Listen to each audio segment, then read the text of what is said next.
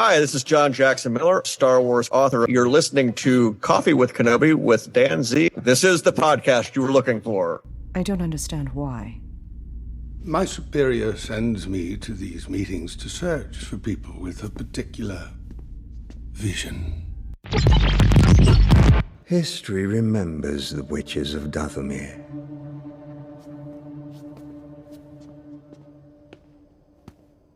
I was curious to witness a display of your particular skills. The people are afraid. I have my guards. It won't be enough. I understand that you must be frightened, but I'm here to reassure you. You are all under my steadfast protection.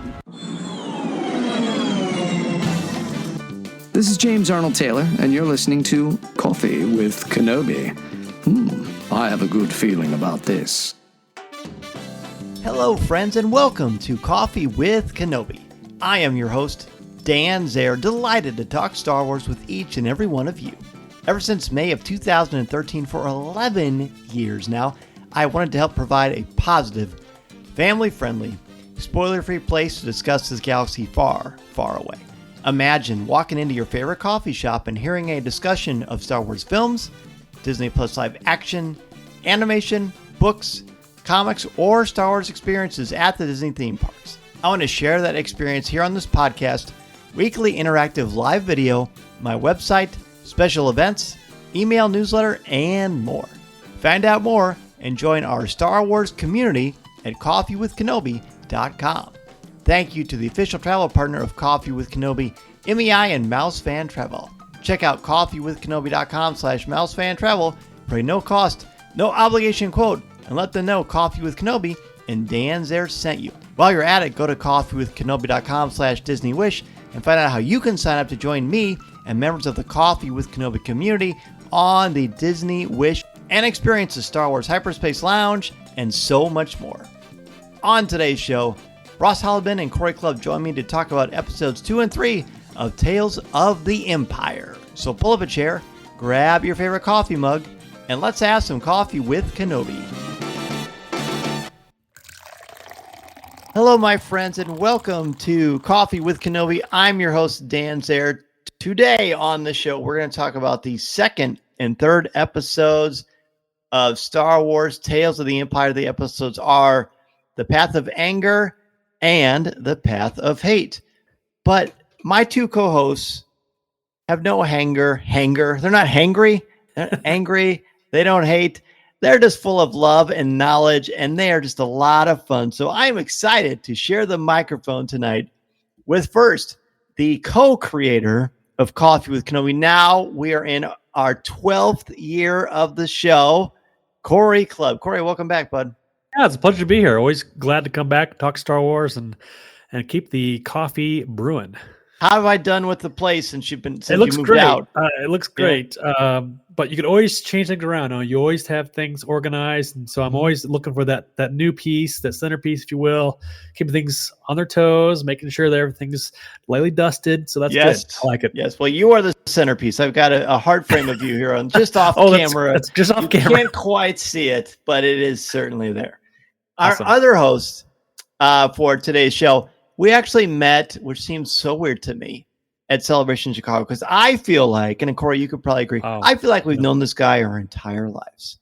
Yep. From the album Cockpit Podcast and Fantha Tracks, Ross Hollebon. Ross, welcome back to the show, my friend. Thanks, guys. No better duo to be on here with than the founders, and congrats on the 11th birthday, and looking forward to everything that's coming forward.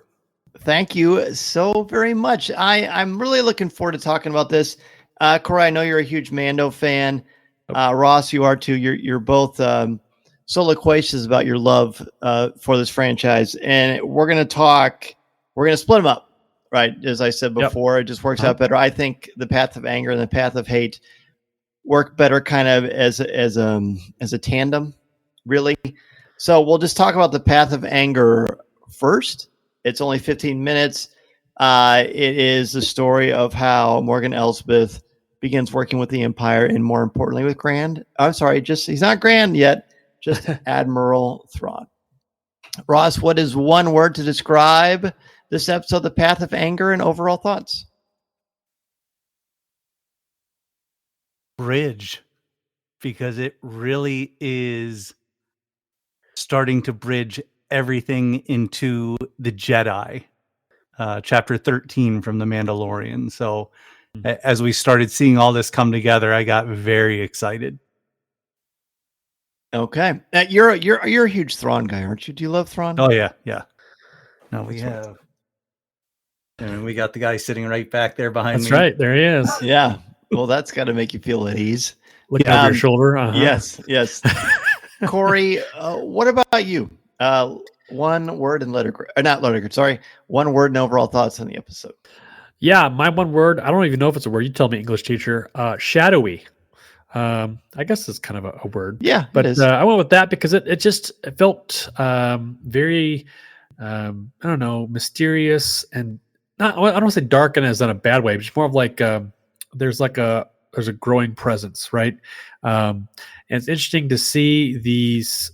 It's almost like factions, if you will, kind of being built up. And like you said, Ross, like this is kind of the bookends, if you will, of what we saw in Mando, and now we're seeing in this kind of this origin story of Morgan. And so it's interesting to see. And I got a little confused, and we'll talk more about that, about how I got confused.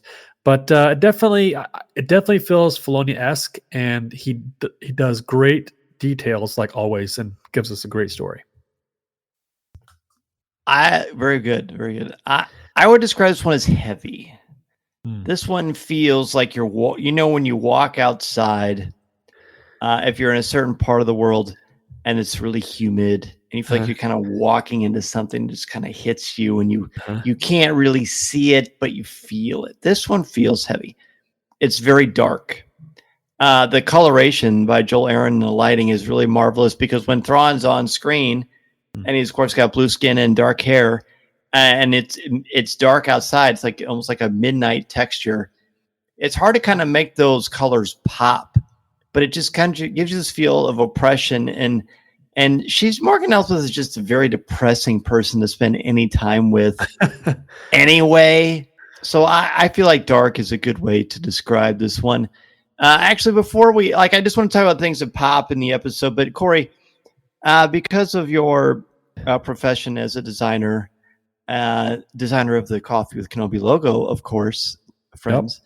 Yep. When you see Thrawn pop up, and talk about the kind of coloration here in sort of the atmosphere. Yeah, I mean, we get kind of two reveals. We get the admiral that shows up to, and this is where I got confused. I couldn't remember who that was. But he kind of was testing her, right? He's Pelion? Superior Pelion. Yeah. I thought he was Azel, Azel? Admiral Azel. Mm-hmm. So I got those confused. I had to do a little internet research, but yeah. So that guy kind of reveals himself as, say, we're testing you, and then we see Thrawn's reveal, and she moves out of frame, and there's Thrawn, right? It's almost like he's been there all along. So it's like he's always been hovering in her presence. He's wearing a black uniform of sorts. Yeah. So it's really.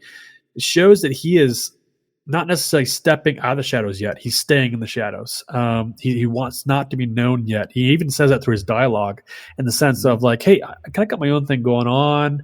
Those ships up there are mine. You have full control over those now. I'm going to basically give you some of my power, just a taste, because I want you on my side. I see your power. I see you're raising for the ranks. We have a similar cadence. And so, yeah, that reveal is really interesting to me, because they could have had him wear a lot of things, but he's still the kind of military mindset. And so he's almost still at attention as well. So he's still lurking in the shadows. And that coloration is just interesting, because his blue skin is kind of like shock. You don't necessarily see a lot of that color, coming off of some of the characters around throughout the whole episode.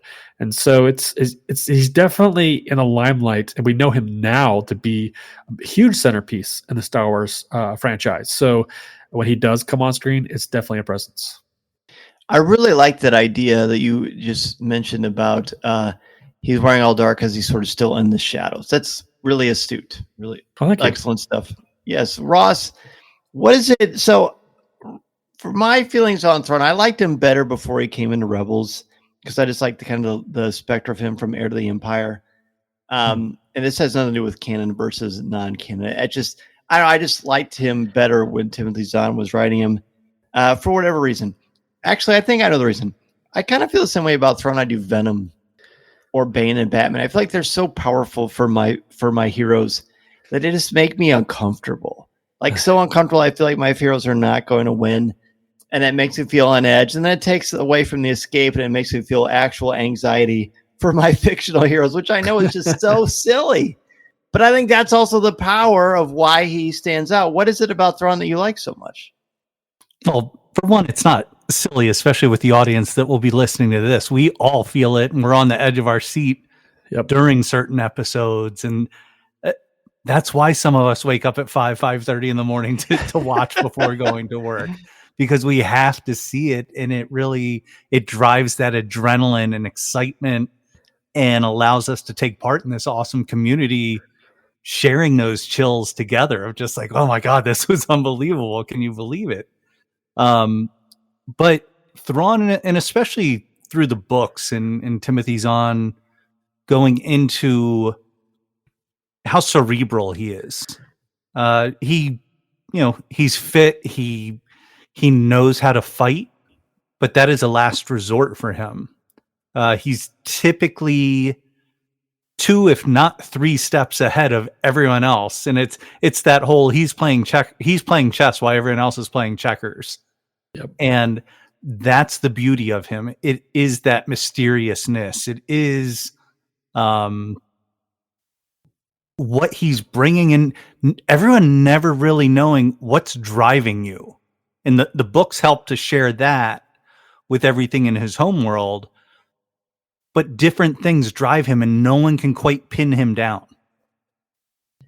That's interesting. Yeah, no one can quite pin him down. I think that's part of what frustrates Moff Gideon and the Shadow Council when Thrawn disappears, because they, for all they know, this is part of Thrawn just pulling tricks. Yeah. But let's talk about this episode specifically. Last week was The Path of Fear, and I think it was all about Morgan Elsbeth's fear and how we are supposed to feel. And this, the anger thing is so prevalent because we see why, or not why she's angry. We know why she's angry. We see what she wants to do with her anger to embolden herself and in her mind to get revenge. Cory, let's start with you. What are some things that stand out about this episode that you want to talk about?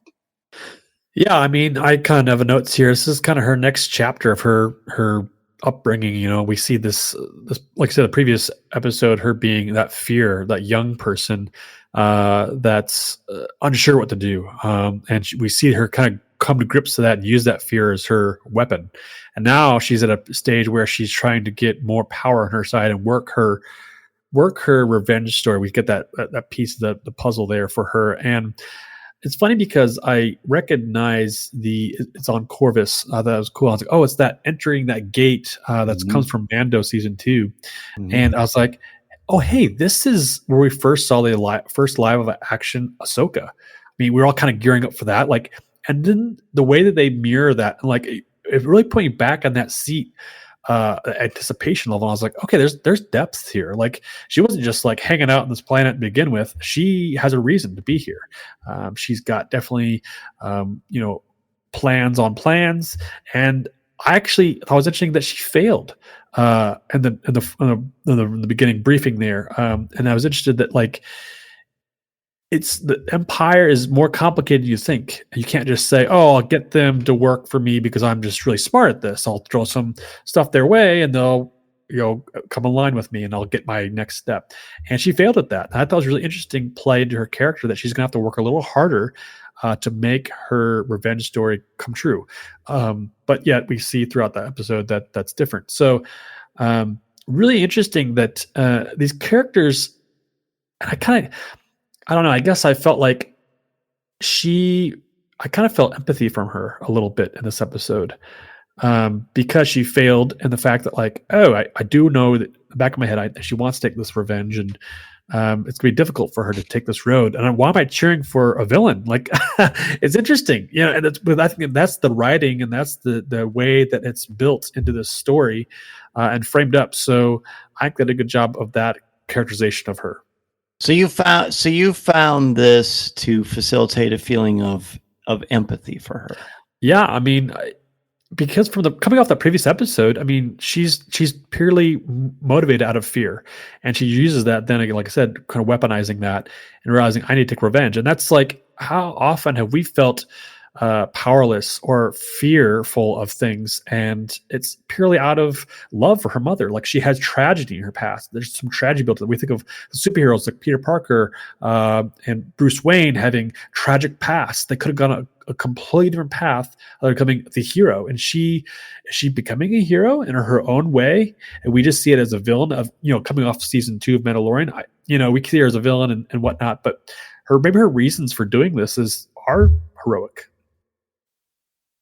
I mean, I wouldn't set her, if you're dividing a line between villains and heroes, I would put her on the villainous side, obviously, but but there she's kind of that gray area. So that's sure. Yeah. Interesting. All right. I think we're going to follow up on that. Ross, what's some things that jump out to you about this episode that you like to talk about? I mean, I think I'll build there first with Cory and talking about Morgan. So she's already had the Clan Mountain people, and that failed. She watched the Night Sisters be destroyed, if not wiped off out of the universe. But then she's again got people, and she has failed them, and she talks about it. They've turned on me so quickly, and then she realizes these will never be my people. So one of the key tenets of Star Wars is found family, and she fails at every turn of found family. Mm-hmm. So I think that is setting up as a perfect enemy and a perfect protagonist or antagonist to be across all of this. So you're really digging in and finding, to Cory's point, what is turning her heart just to utter blackness and not caring about anyone. And you see it from each episode kind of expanding. And then what I did immediately after watching The Path of Hate again today was watch The Jedi, the chapter 13 of The Mandalorian, because I was like, oh, and I'll get into some of those details a little bit later, but it tied perfectly into who she is and how Filoni and everyone else involved in this tied it all together is beautiful. But also love seeing Rook fighting. So him getting introduced, and that was to take words from Greg McLaughlin, that was not on my bingo card at all to see Rook show up in this. So it was awesome to see that fight. But then also getting kind of the start of the TIE Defender.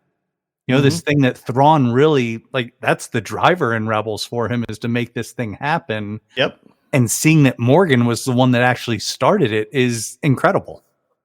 That was fun. This was like very much a greatest hits of Thrawn, with the TIE Defender, with Rook, with Pelion, and then just him showing up before he gets the title of Moff that the Emperor bestows on him. I guess I want to talk about my challenge with this episode, and really all of the episodes with Morgan Elsbeth, is I don't find her to be sympathetic. Well, that's not true. Sympathetic, yes. Empathetic, definitely not. She's sympathetic because you feel pain because she watches people that she loves, her family, her people get destroyed. But then, and I talked about this a lot last week too, but so I apologize if I'm repeating myself, but she has a choice with a loving community that wants to take her in from her same planet. She refuses it. What she does is she sows hate and discord and anger because that's what she knows. That's what she's comfortable with. People do what works for them. What works for Morgan Elsbeth is to be angry and to hate and to eventually come to a place where she tortures people and she becomes the evil that she despises. She becomes the evil that she hates when she tortures the people of Corvus. right? And she holds them hostage, and it's indentured servitude, and they have to work for her, and they don't get breaks, and they're treated terribly and tortured. You mentioned the Jedi. I've seen that episode so many times because I show it in mythology class all the time. And this is a woman that has lost her way as far as you have to stop and say, well, has she lost her way, or is this just who she is? I mean, I don't know that she's like the Joker. Some people want to watch the world burn, because that's not it. She has a motive. No. She has purpose. She has intent. And then Thrawn, it's like she's like an angry child. And then Thrawn gives her the keys to a nuclear warhead. Yeah. Right? And there she's disciplined with her martial arts, but she's not disciplined with how she deals with and processes her grief. And that slippery slope becomes like just a water slide down into hell for her. And it's hard to watch. I have a hard time spending time with Morgan Elsbeth and enjoying her character, because she's one of the more depressing characters in the Star Wars universe. And it's all by design. It's all brilliantly done. She sucks a lot of energy out of me because she's so sad. I wrote down here, she wants to preserve her culture. And they touched on it a little bit, I think, in that conversation with Thrawn. And like you said, her clan or whoever were all wiped out, and so she's the last, as far as she knows, the last living piece of that culture, and she wants to reclaim that. A lot of people didn't really have that for her. And then to Ross, to your point, I wrote down, these are not her people. When she says that, as they haven't gone through the crowd, she kind of like rebukes them, and they're kind of jeering her on, and so she's looking for that found family. And even though she can't find it, she wants to preserve her culture her own way. To your point, Dan, too, I guess that, I don't know. I guess I feel for her. I guess that empathy is different. It's more sympathy for her, because she is a lost person, looking to find her way in her own methods. So yeah, definitely it's difficult to watch. You mentioned Rook, and it was cool to see that. I did not have that on my bingo card of all either, and I had to look him up again, because there's so many different characters that come and go, and Filoni does a great job juggling these different characters throughout the series and bringing them up when you don't least expect it. And I think that's the genius of him. He just will do that. And I think this episode was a really nice beat of going from the interview or the debriefing all the way to the end. And there's a lot of there's some action going on. There's a lot of good beats. So just the way it flowed was really smooth and really palpable, and I could really digest it well. That's so cool. The one thing I want to point out real quick before we go back to you, Cory, to bring up your next point, is I think it's cool that Moff Isdane, who is the smug imperial fat cat that Cassian Andor would probably really dislike. And he says, we're actually not interested. We're just wasting your time. We're going to steal your resources and steal your ideas. And we're so mean and arrogant. But they're more, as Thrawn says, they're more motivated by the bottom dollar, which will ultimately make the army more weak. I like that Isdane, if you switch around if you put the D in the front, it becomes disdain. Like he just sort of is the embodiment of disdainment. And I think that's pretty cool. I'd be shocked if that was an accident. So kind of a fun little clever wordplay. I mean, this is the guy, like Dave Filoni didn't write this. This is Amanda Munoz, right? He's the executive producer, but it is his story. But this is also the guy that created a Jedi whose name was I'm a Gonna Die, because he's only in one episode of Clone Wars. So it wouldn't shock me if that was the case. Cory, what's your next point that you'd like to bring up? The other thing I had was just little glimmers of things. The Witches of Dathomir.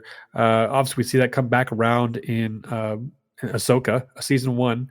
There's just the twinklings of the threads that we're pulling here.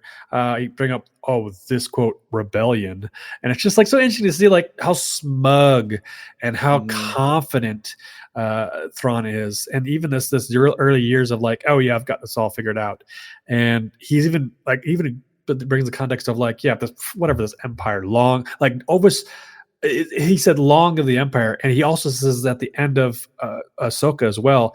And I was like, what an interesting perspective that he is still kind of like mocking.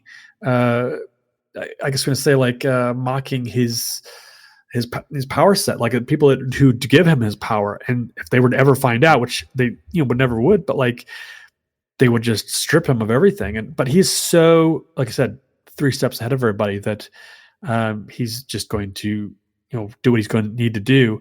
Obviously, we see in Rebels that he gets foiled, but does he get foiled? I always think about this sometimes too. I was like, was this his bigger plan? So it's like, it's a mind game a little bit for me, I think, through that. But that line of "Long live the Empire" was a great ending for his exit, and really cool to see him do that at the end of Ahsoka as well.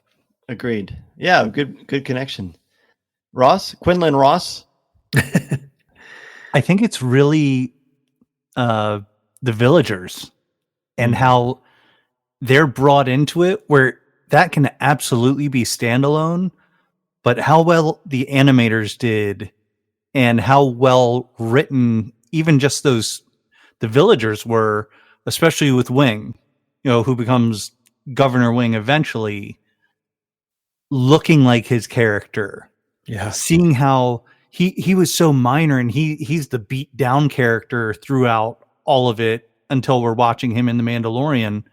But it is watching him devolve. He's rendered almost powerless by Morgan, but she keeps him around, and she keeps keeping him around. Yeah. So it's like, okay, I know that this person can talk to the other villagers. That's his value to me. But no one else, she doesn't appear to have any concern for anyone else.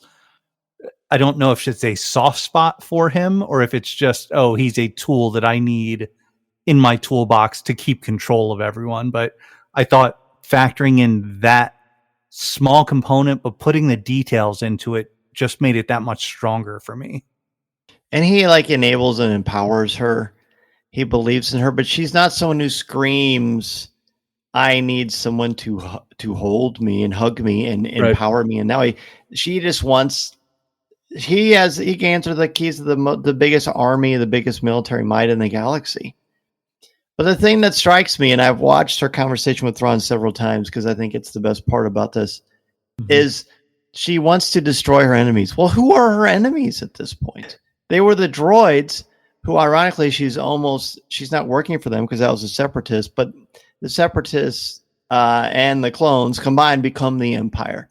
So in a way, she's sort of working for the person who destroyed her people, because Palpatine has orchestrated everything. He orchestrated the Clone Wars. He orchestrated this. She has no idea of that.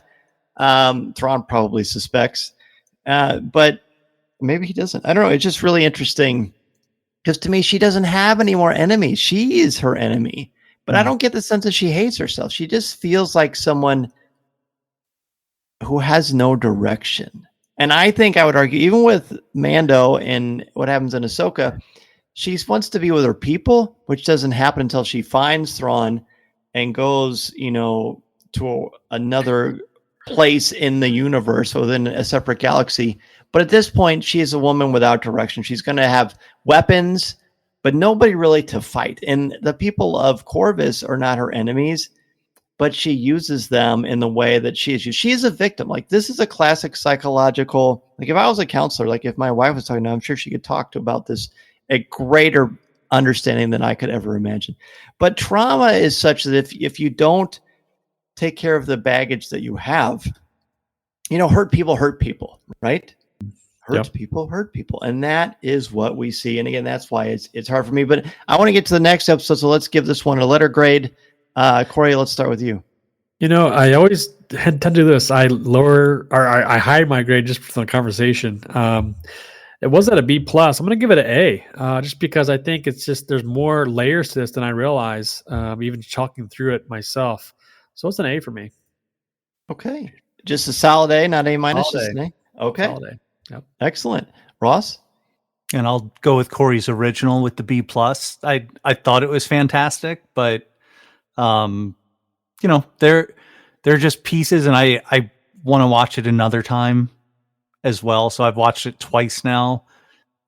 I like kind of digging in a little bit more before I go all the way up to an A, but it was solid, and it was so fun to watch on May the 4th and just kind of rip through all of those, not knowing really. I didn't look into what was coming or anything. So I was just like, I turned it on and I was just like, oh, fantastic.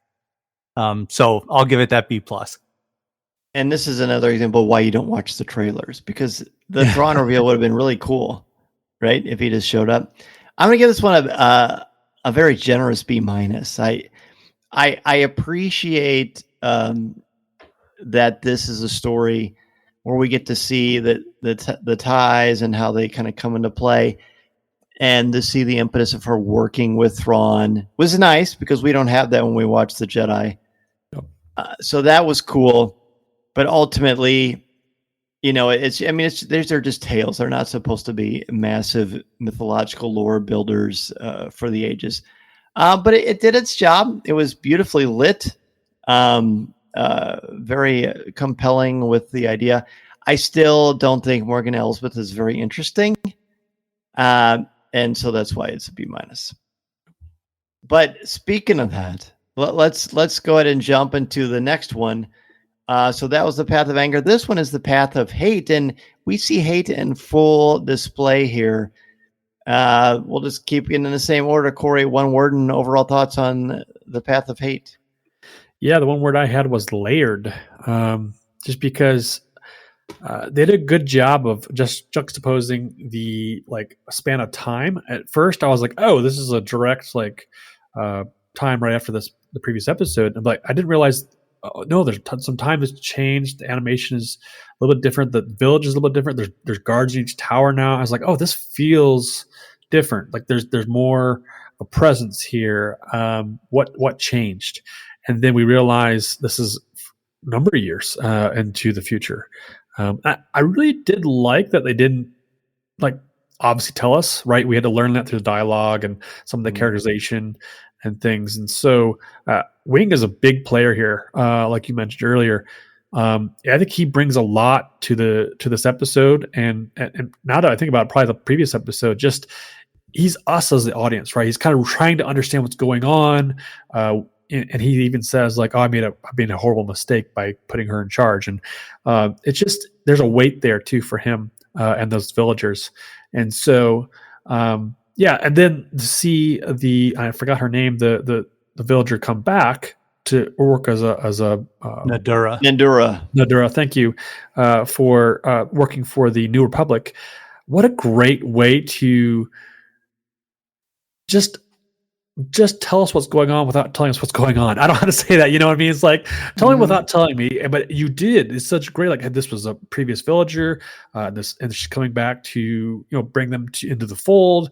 And then tragedy happens for her. But it's so interesting that they centered on this planet. And I kind of took into the fact that when news hits and you don't see it for a couple more days, and you're oh, I heard so and so passed away, or a tragedy probably happened over here, oh, I didn't know about oh, so and so, it's just that does happen. Those things are true today, even though we have instant technology that can tell us all the answers of what we want to know, but we still are trying to catch up, and we don't get a lot of tales around these these backwater planets or these lower planets that would be impacted by the larger goings on in the galaxy. I almost said universe, but in the galaxy.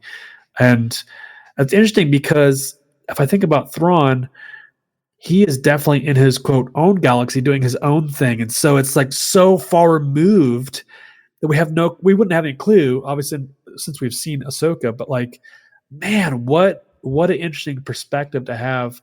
And knowing that the Empire and the Rebellion are so focused on what is going on right in front of their face, they're missing the outer story or the outer threat that's coming to light. So this definitely kind of hit it home for me, and it was interesting because at the end of this, I thought there was going to be a fourth episode of go continuing this on, but I was like, no, what happens next? And I was like, oh, we already know what happens next. So.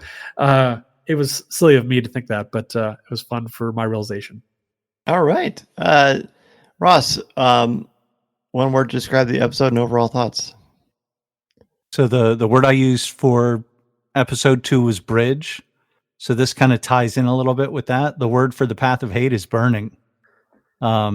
She is slashing relationships. She is, it's literal and figurative as we reach the end of the episode. And as that was happening, and as the ground is being raised and the trees are being lit up, that's where I was just like, oh, I really need to go watch this episode of Mando again and see what relative components were there. And that is, all those burned trees are 100% there. And I was just like, wow, that is just brilliant how that was all put together. And then how Ahsoka used it to her own advantage during her part of the episode. But yeah, the burning, there's a burning inside her, and she's talking about her visions now. Mm-hmm. And she's blind to anyone else. Like she is solitudinal, just waiting for her opportunity. And maybe it's another attempt at found family with Thrawn. I don't know if she knows anyone else that he's dealing with currently on the other side or outside the galaxy. But there's so much going on, but all of it is her burning any chance of having any found family. Which we see metaphorically both in the first episode and the third with the fire motif. But she's and that started her on the path. Mm-hmm. But now she has taken it up. I agree. I like that. My word for this is stunted. Her growth is completely stunted. It is completely stopped. There is no growth. This is just hate. And I guess it's fair for me to say that I totally believe why the first episode was created, because you see her, we know in Ahsoka and in The Mandalorian that she lost her people. We know how her people were eliminated by Grievous and the Separatists. The Clone Wars changed her for the worse, right?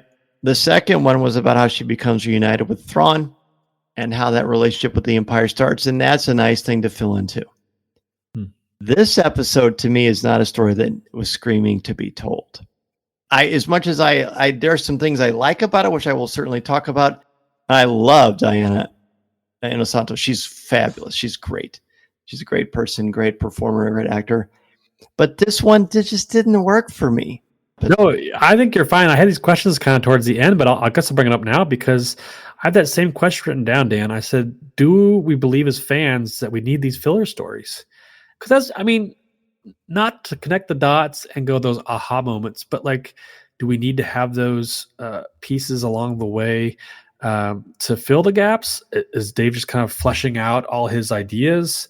What do you guys think? I mean, like, is it worth a 15-minute animated episode to learn more about these characters? I don't think any of these are fillers, but I know what you mean.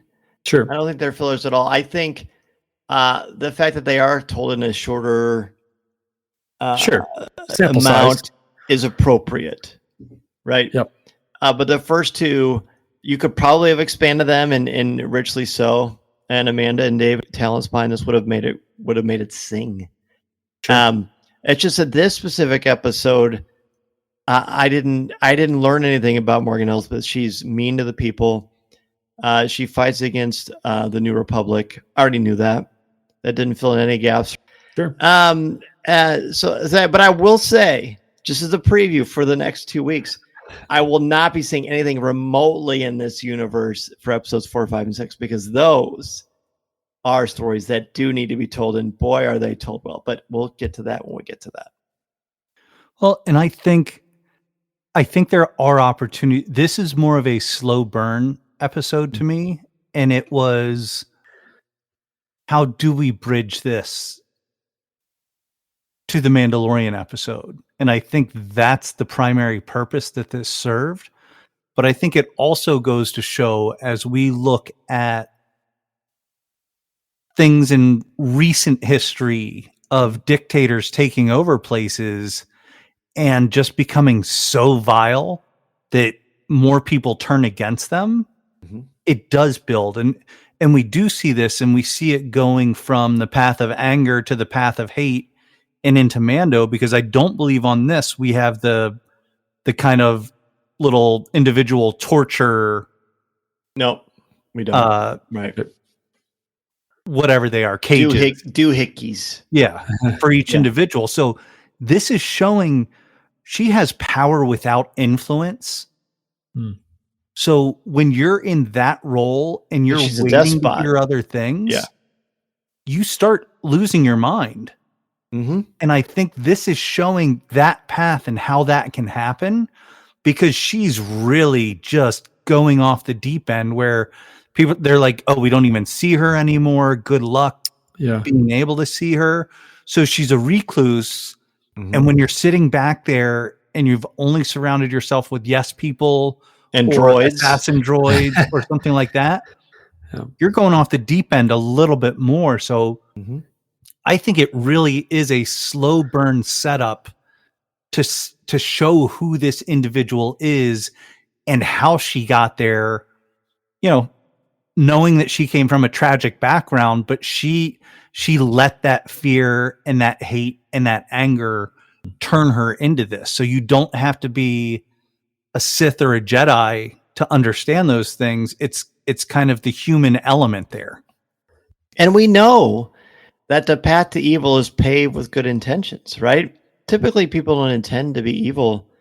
There are pretty concrete cases that is the case, but for the most part, it's not the matter, it's the manner, and the things that you do and the choices you make slowly get you to a place where you can't pull yourself out of this tailspin of the fate that you've chosen for yourself. But what is it? What are some parts we would like to talk about? Because I have some things I'm not going to be, there are plenty of things I can talk about that I think do shine some lights on some very positive things that are in this episode that I'm looking forward to talk about. But Cory, let's start with you. What are some overall, not overall, but just key things that jump out?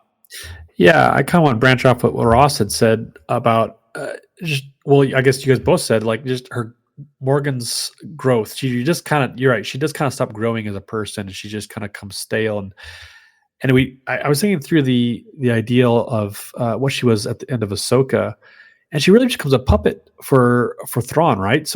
So she doesn't even accomplish her goal necessarily, right? She doesn't really get her people back and get her culture back. And she meets some people who are of akin to her, I suppose. She feels enabled. She's I think she gets kind of like a baptism, I can't remember, of fire of such. So there's her fire term again.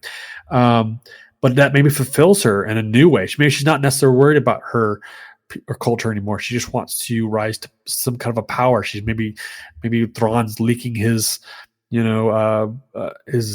his own ambitions into her to some degree. So at this point, Thrawn's gone, right? Thrawn is exactly, yeah. He's off doing his deal, and I think it's because if I remember correctly, on the Ahsoka episode or the Mando episode, the question was where's Admiral Thrawn, and it's ends there. And so it's okay, now there's more questions, but we get to see all that. So it's just kind of rounding that circle out. If you're drawing a circle all the way around, you're coming back around to center. Okay, we've drawn a circle around this.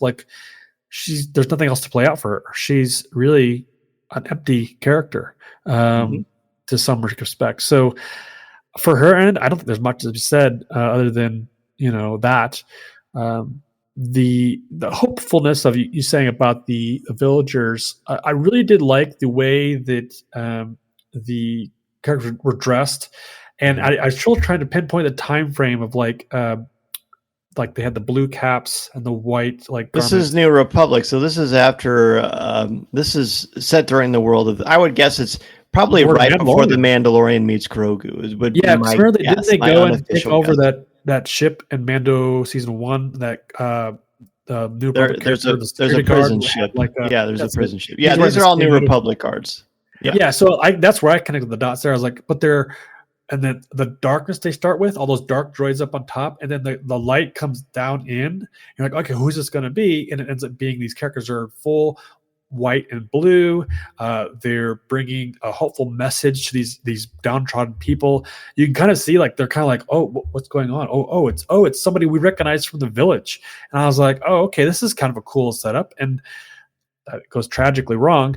But I also thought it did well when they do attack her and make her run off, and she's trying to escape. I was like, man, she knows where to go exactly, but she's been here before. She's in episode 2. Yeah, which is pretty cool. She doesn't talk in this episode, but she's there. Sorry, I didn't mean to cut you off. No, you're fine. I just thought it was really smart writing of way to put this together. And really, we don't leave this little compound or this little village at all. It's all told right here, and that's all they need. So I thought that was really nice too, just to see that that's just a centered piece, and this is where it's going to stay until you pick it back up with Mando. And so, I think that's interesting. I'd be curious to know more of what your thoughts are around that hopeful message. Ross, where would you like to take this? Want to jump off that, or do you have something else you'd like to talk about from the episode? Yeah, I think I can build there, and I think it goes into even what we learned some in Bloodline by Claudia Gray. Is the arrogance of the New Republic and how they just expect everyone to get on board. Like, hey, we're the good guys and we won, but and here's taking it someplace completely new with Hamilton. When the king is just like, hey, winning the war is the easy part. It's governing people afterwards. It's the difficult component. And I'm sure those were the exact lyrics from the play, but yeah. I felt like Lin-Manuel was on the show. I was very excited. It's the costume, isn't it? Yes. But just that arrogance of her coming in and saying, oh, if I say this, it'll happen. And as soon as he said, Cory, you talked about this earlier. Oh, the news doesn't get out here that fast. That should have been moment number 1 of, you know what? We're going to turn around and come back when we have a little bit of a plan for this instead. Because it is just going in and being know your audience, whether you're designing, whether you're putting together a presentation, whether you're attempting to free Caladan, know your audience. And Nadura did not, and paid for it. And so much of this, because now it's like, this is all hate. She just says Nadura says some. I don't remember what the exact wording is. Like, turn yourself over, something like that. And she says, "Are you prepared? I hope you're prepared to back up that statement." Yep. Right. There's one moment in this when Nadura is talking to her, and we hear a splash on the side, and she looks to the right, the fish, and there's this large fish, siltfish scale, kind of doing this little splash to the water. The pond, we've seen this before. It's where she and Ahsoka fight. And, fish in water is really symbolic for a lot of reasons. But I haven't quite fully fleshed this out, so I'm just going to kind of babble until something makes sense. But when I think there are 2 possibilities here. One is she suddenly is looking down at this fish splashing because she's not interested in the conversation. She doesn't care about what this woman is saying. She thinks it's a joke. She wants to stay in her little prison. Like you said, she's an isolationist, which is a great word. And she's just going to be surrounded by yes men and droids, like you had mentioned too, Cory and Ross. And so that's just like a quick little distraction because she just doesn't care. Morgan Elsbeth is gone. Like, she's just a shell of a person now. And you even see it like with her cold affect, the way she talks. And I think it's cool the way Diana plays that. There's one I think that's probably the most obvious one. But then I think on a more symbolic level, water again is growth and change, and it's very clean and serene and beautiful, but there's nothing going on. The fish are breaking the waves up a little bit, but it's just really quick and subtle. There's nothing going on. There isn't any change. There isn't any growth. There's no transformation or metamorphosis. It's just business as usual. Fish are the lowest form of on the kingdom. The fish, amphibians, reptiles, birds, and mammals. Fish are the lowest level of intelligence because they just purely reactionary and instinctual. And I think she's almost like that fish now. Yeah. She's so ingrained into her hate that she's completely, she's not an instrument of action. She is completely a person of reaction, which is why she is not a main character. And that, again, like, I really want to be really clear on this. That's not bad. It's not bad storytelling. This is a short. This is like 10 or 11 minutes of actual animation. The rest is credits and introduction. Yeah. Right? She is not a main character. She's not supposed to be a main character. She wasn't created to be a main character so far in her story as of the time of this recording of this podcast. So it makes sense that nothing would necessarily happen. We already knew she was evil and nasty, and now she's declared open war on the New Republic, which is not a great idea, but they're so fractured in a sense that they're kind of split up so many places. That Hamilton quote was a great one because it does sort of much typify that. But she is not capable of change or growth any more than that fish is capable of escaping that little pond that it's in. It's stuck. It doesn't know any better because it's just there, and she is that fish. Well, and it's the big fish in the little pond as well. Mm-hmm. Just being blatant about that. Right. Yeah. So there you go. Thanks for helping me kind of walk through that. I've got my thesis ready. That's right. Anything else you guys want to talk about with this? I mean, I keep thinking about your word you used, Ross, about burning, and I have the quote written down here: "Don't let everything burn down around you." And that's what Nadura said, kind of her, or to her, as that she's not trying to negotiate. And she said something else that struck me was, "Oh, I'll let them go easy in your sentence," or something like that. It was like she has compassion for her, so she almost, like we said earlier, like she kind of sees her spiraling out of control, or down, and this poor previous citizen, like, she'd been almost like delusioned, like, oh, the New Republic's awesome, and I'm a total buy-in fan. Like, we'll help you. We'll even go soft on you. Like, we'll bring you in. It's okay, but we're gonna try you for crimes type thing. But like, it's just like, I don't know. It's interesting to see that perspective of you could drink the Kool-Aid for sure, and like and feel like it's really good, and like, hey, I'm gonna go back to my home village and do this good deed, and that's just, I think, a really bad, unfortunate case.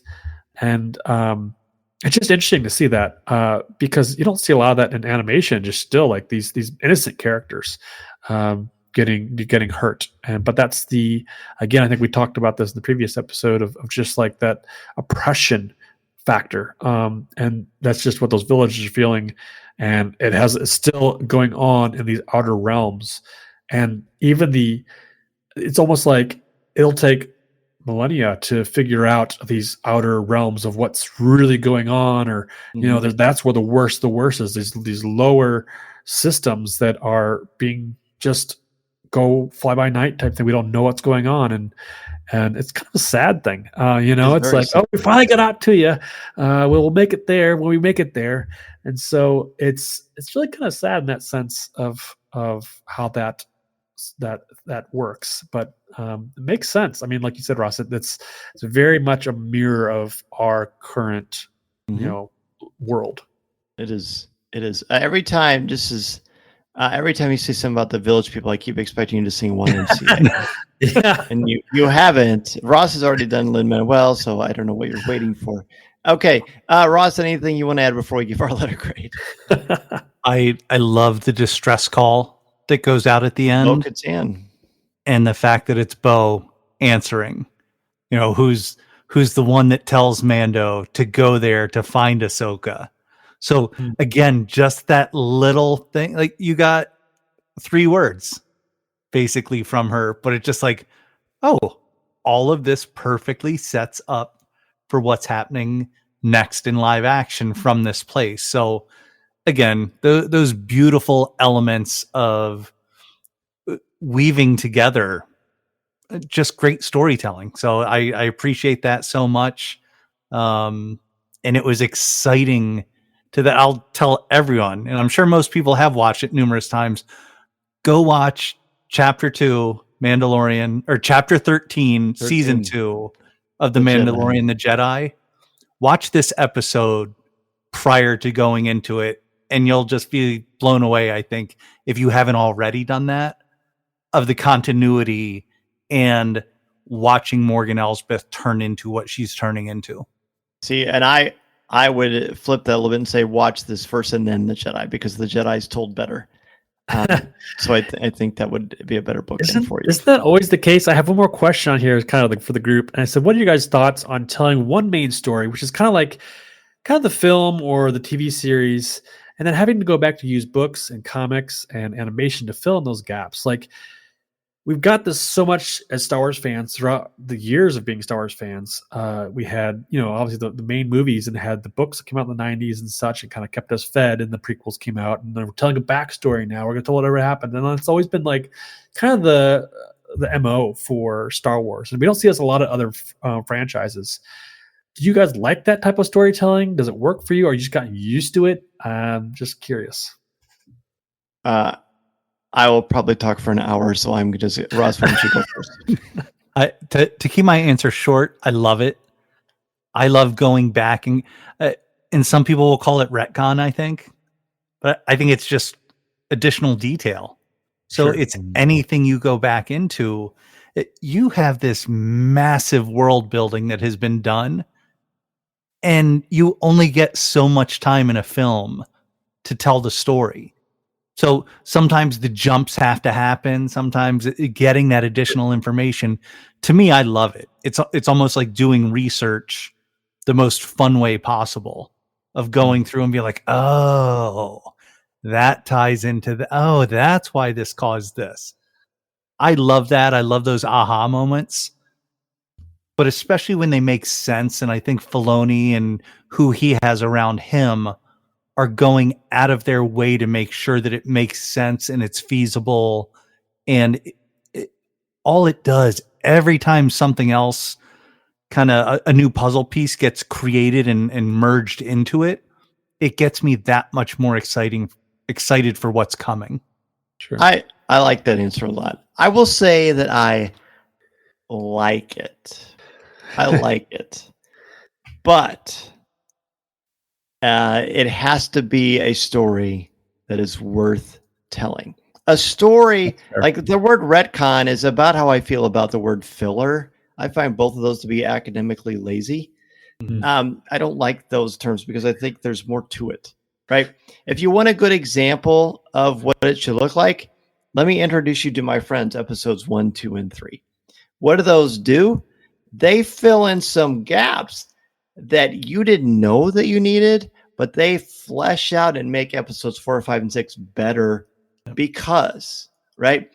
Her calling Bo-Katan and getting a distress call does not add, for me, anything to the overall strength of the original story. It doesn't have to. Again, this is just a small 10-minute thing. That's not bad. It's not pejorative. It's not negative.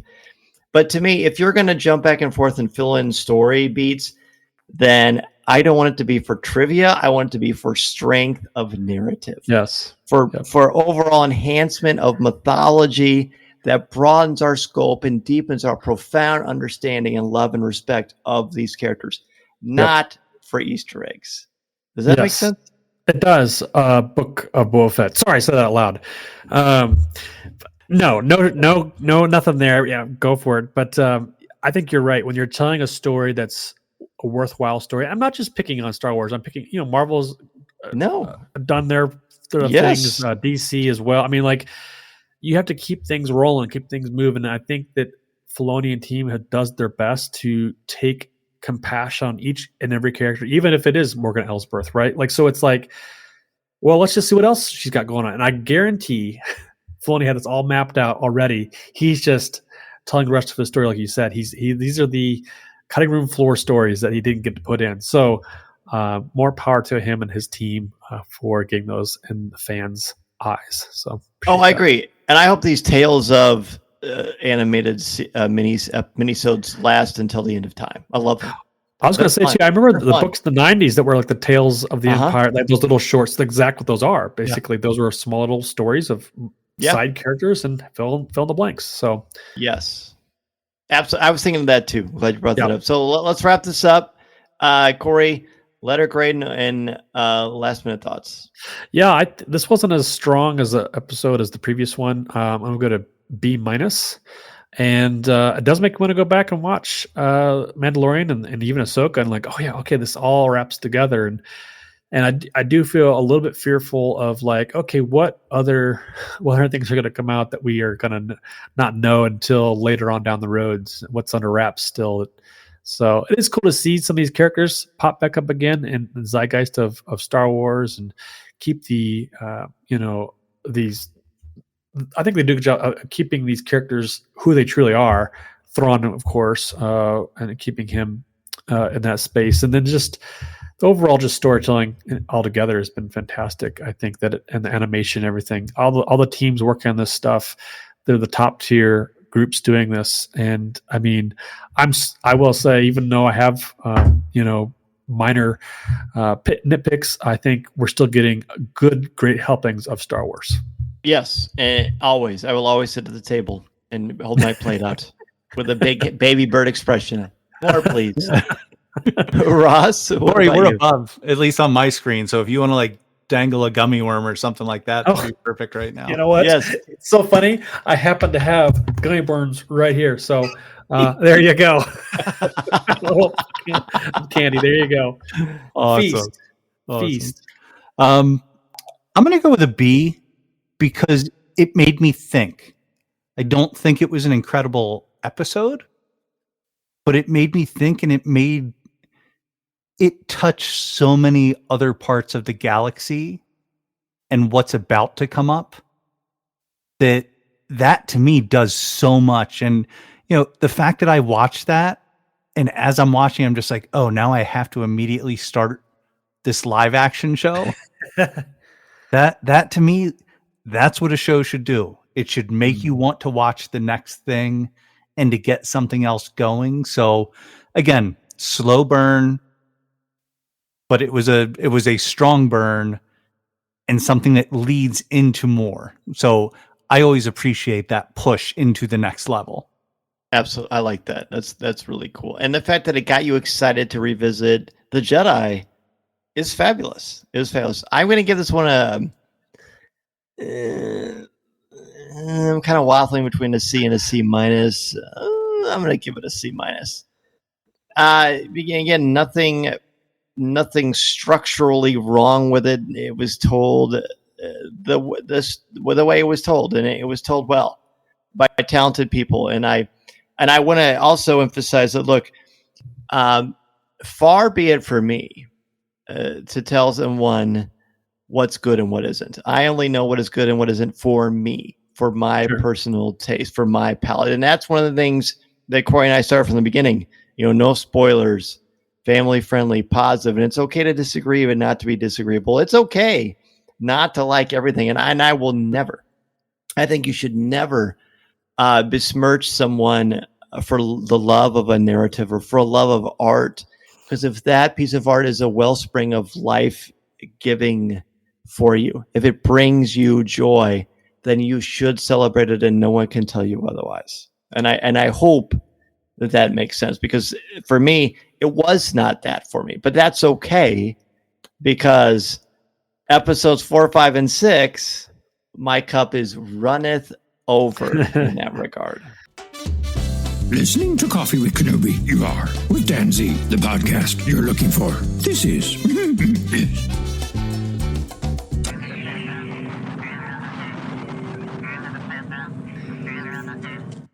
So my cup is also runneth over. Sharing the mic with you two. How lucky am I? Honestly, how lucky am I to talk to Cory Clubb and Ross Hollebon about Star Wars or anything? It's such a joy, such a delight. Ross, thank you as always for coming back on the show. It's always is great to chat with you.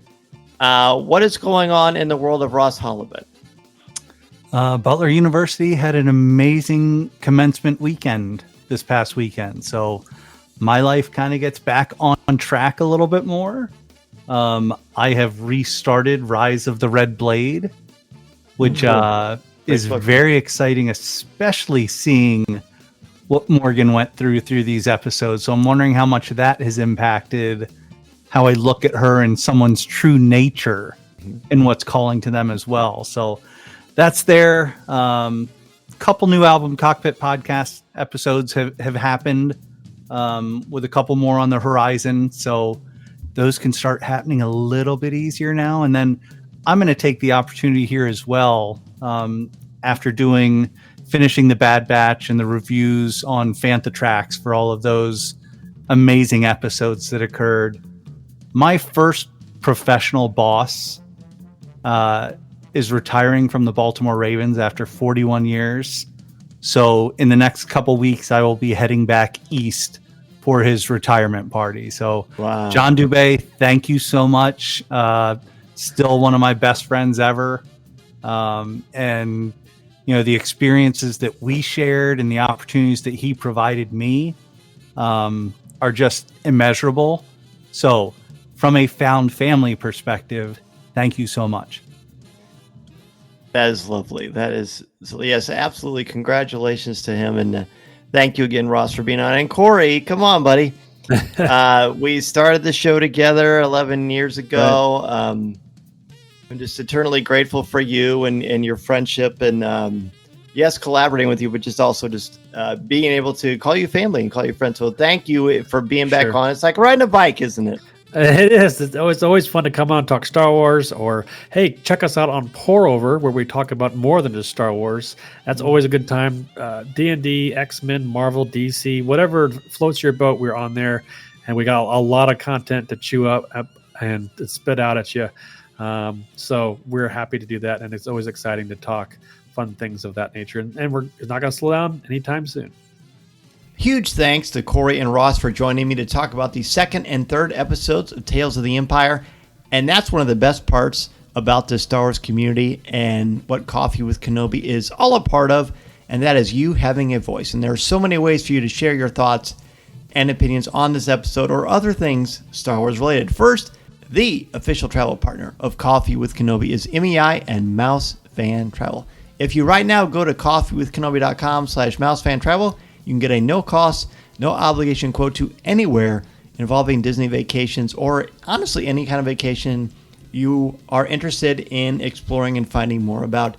They will do the homework for you. They will find the best prices. They will look for the best hotels, the most convenient routes for you. It really is a complete game changer in the world of travel. And not only is it going to make your vacation better and easier, but you will support me and Coffee with Kenobi as well. And here's a really exciting aspect of this, as you've probably heard on CWK Live and at the top of the show, you are invited to join me on the Disney Wish Cruise. This is an amazing experience. We're going to go June 16th to the 20th, 2025, so it gives you plenty of time to plan and get ready. Find out more at coffeewithkenobi.com/DisneyWish. I am so excited about this. We went last year on the Halcyon, the Star Wars Galactic Star Cruiser, and several of our friends from that cruise are joining us, as well as so many more. This is your chance to travel with Star Wars friends and make new friends along the way. Again, find out more at coffeewithkenobi.com/DisneyWish. As I just mentioned, if you want your voice heard, a great way to do that is CWK Live. They are on 7 o'clock this week on Monday. Go to coffeewithkenobi.com/live. It is a place to share your top 5 moments. And this week, we're going to give your top 5 moments from episodes 2 and 3 of Tales of the Empire, so you'll be fresh and ready to go. If you want to share them online, you can go to our Facebook group, which is coffeewithkenobi.com/community, and that is where you will find the CWK Cafe, a place for Star Wars thoughts, comments, reviews, and opinions in a family-friendly, spoiler and drama-free place. Huge shout out right here to members of the CWK Alliance. Thank you to all of you. Because of you, this show is possible, because of the members of the CWK Alliance. Thanks to you, this podcast, CWK Live, event coverage, and so much more comes to life. Find out how you can help this show for as little as $1 a month by joining the CWK Alliance, and you will receive access to CWK Pour-Over, an exclusive weekly audio and video podcast not heard anywhere else. Members at the CWK Alliance All-Star level receive a video edition of CWK Pour-Over and access to a private Facebook group as well. Find out more and join the CWK Alliance at coffeewithkenobi.com/CWK Alliance. And 10% of your monthly contributions go directly to St. Jude Children's Hospital. You can email me at danz@coffeewithkenobi.com. Connect with me on Twitter, Instagram, and Threads, and as well at LinkedIn. Coffee with Kenobi is all over social media like X, Instagram, Threads, Pinterest, TikTok. Give this show a like on Facebook at facebook.com/coffeewithkenobi. You can also subscribe to Coffee with Kenobi's YouTube channel, where you can find over 700 videos, past live shows and events, and this podcast. Please take a couple of minutes to rate and review the show on Apple Podcasts and Spotify. If you like the logo, go to coffeewithkenobi.com/shop and get your Coffee with Kenobi t-shirt, hoodie, laptop sticker, and a lot of really cool things, including phone covers. Finally, if you need a speaker for an upcoming event, you can book me to come to your school, conference, business, or organization. I am happy to talk with your group about how to tap into your strengths, bring out your very best, discuss mythology, or customize your presentation to fit your specific needs. Thank you, as always, for joining me for a virtual cup of coffee. I appreciate your time and very much look forward to the next opportunity to talk Star Wars with you. I am Dan Zehr, reminding you that this is the podcast you're looking for. This podcast is not endorsed by the Walt Disney Company or Lucasfilm Limited. It is intended for entertainment and informational purposes only. The official Star Wars website can be found at www.starwars.com. Star Wars, all names, sounds, and any other Star Wars related items are registered trademarks and or copyrights of Disney and their respective trademark and copyright holders. All original content of this podcast is the intellectual property of Coffee with Kenobi unless otherwise indicated. This is the podcast you're looking for.